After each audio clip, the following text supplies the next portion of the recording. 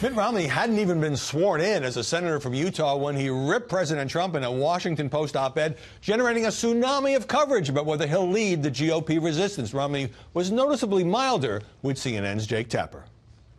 The Charlottesville response by the president was something that gave me great concern. The support for Roy Moore in the Senate race was something I was very, very concerned about. His attack on the media, and I think it's very important for a president to demonstrate the qualities of integrity and honesty, forthrightness, empathy, and respect for the institutions of our democratic republic. President Trump offered only a mild rebuttal on Twitter and in speaking to reporters.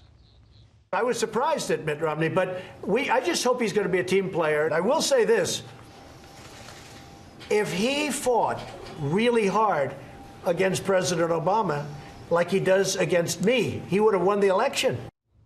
Guy Benson, how is it that the media is suddenly treating Romney as this brave voice of reason when in the 2012 campaign he was widely depicted as out of touch, a chameleon, a heartless businessman who didn't mind mass layoffs, and he mistreated his dog? Yes, yes. History's greatest monster, and now strange new respect. I happen to agree with a lot of what Romney wrote, and I think he is coming at this from a correct perspective, but you set off that to the side and you look at the media response to it. There is no easier way for a Republican to gain kudos and get hosannas from the press than to criticize the party, particularly the president. Generally, if you are pursuing conservative policies and you are, holding the mantle of republicanism, you are seen as the opposition, the adversary of the press.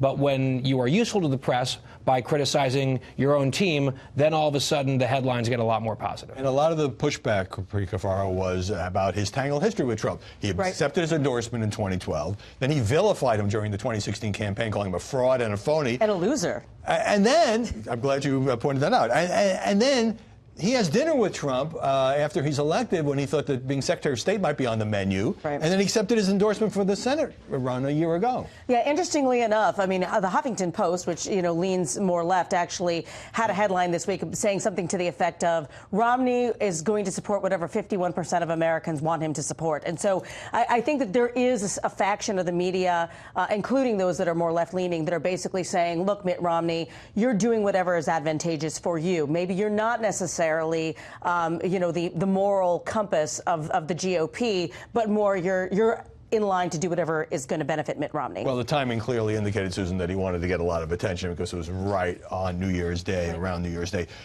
Look, Romney says, I'm not going to comment on every presidential tweet or action, but won't reporters be pressing him to comment on everything that President Trump now does? So now Jeff Flake is gone, and Mitt Romney will be the go-to guy on Capitol Hill for all things anti-Trump.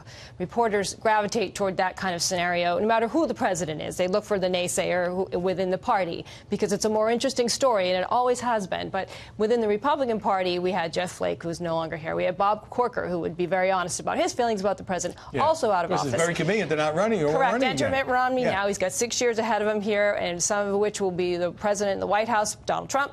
You will see the reporters chasing him down the hallway, asking him about every single tweet the president says and anything we can get a reaction out of Romney about, questioning his morality, questioning his judgment, questioning his character. This is a common formula on Capitol Hill. But he signaled in the op-ed that he's going to no comment that a fair amount of the time. He doesn't want to get into the minutia every single time. He says that now. He says that now. I'll let you know, okay? And also, when it comes to actual voting, I think a lot of Democrats are going to say, well, what are you actually doing? Are you voting against the president? Right. Romney also said in the op-ed. That was the criticism of Jeff Flake as well. But he's going to vote for stuff that he believes in. I mean, he shouldn't just vote against. It's not about policy. With Trump, it's always about personality. And that's what this is about. Well, but also, I mean, he was far more milquetoast when he had to say it in front of a camera when he was on CNN. Absolutely.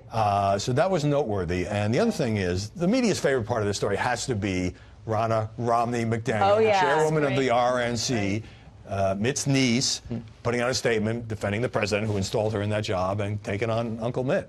Nobody loves a family food fight more than the press, right? And I think this is going to be something that is not just going to end here, but I think we can anticipate a back and forth between She was diplomatic, though. She said, hey, I love my uncle. It was disappointing, Look, in fairness, she was in a very difficult position, but you're right about Trump was diplomatic. As you said, it was so mild in terms of pushback. Subdued, and he got zero praise from the media about that. He might need Senator Romney's vote on an issue or two. All right, Capri Cafaro, Susan Free Show. Guy Benson, great to see you all this Sunday.